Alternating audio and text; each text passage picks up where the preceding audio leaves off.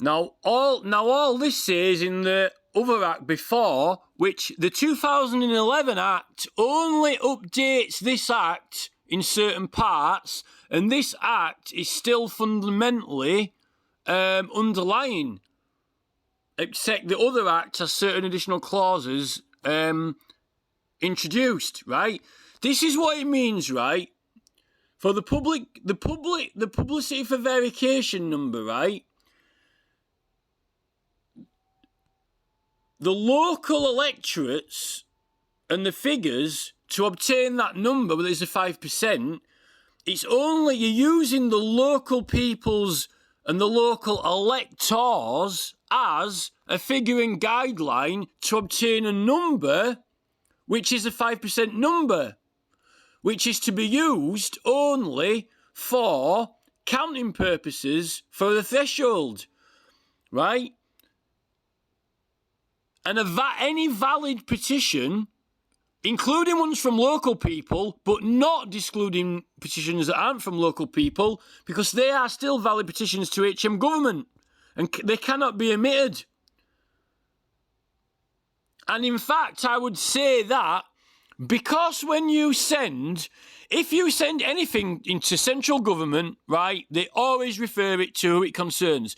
If you petition local government, right, over a matter, and you wrote a petition out, and if they said that we don't deal with this, and the Department of Transport doesn't deal with it, in fact, it's actually a matter for the local council. If you went and got signatures from all over England, right, on a petition to the government about a matter, and it actually wasn't the government who dealt with it, and they said, oh, well, it's not Department of Transport, it's actually North Shropshire Council, then it gets referred to North Shropshire Council no differently than it gets referred to the Department of Transport if it was a trunk road or something that dealt with it, or whether it get referred to, Ministry of Leisure and Sport. It's a valid petition to Her Majestys government. You send it to who deals with it, right? Now, local people might be petitioning a local council, but all petitions that are for the same subject and matter, right, have to be amalgamated and combined together.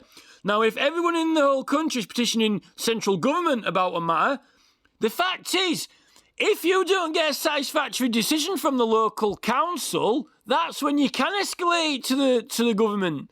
Because if you pursue something to the local council, the government sometimes says, oh, we're not going to deal with this, we're going to refer it to the local council to deal with, right? And if the council doesn't give the satisfactory decision, right, you can pursue it to the government, because you can always actually get, in fact, a national referendum over anything if enough people sign it, right? Because if you've got an ancient site in Shrewsbury or an ancient site in Uffington, right, and if the council come to a certain decision that's not satisfactory, if it's a World Heritage site, you can go above that local council anyway. And you can actually go to central government and you could collect 3 million signatures and get a national referendum over it of the whole country for government intervention in something. Because the local government can intervene in local council when it's important enough. If enough people support it and sign it, they've got the power to intervene. You can have a national referendum over it and supersede the local council by government. That is the right to petition the government and access through the right to petition. It's what it is. Now, you start at the local level and you've got the right to, it is a valid petition, and it's part of the amalgamations process, including local people and other people.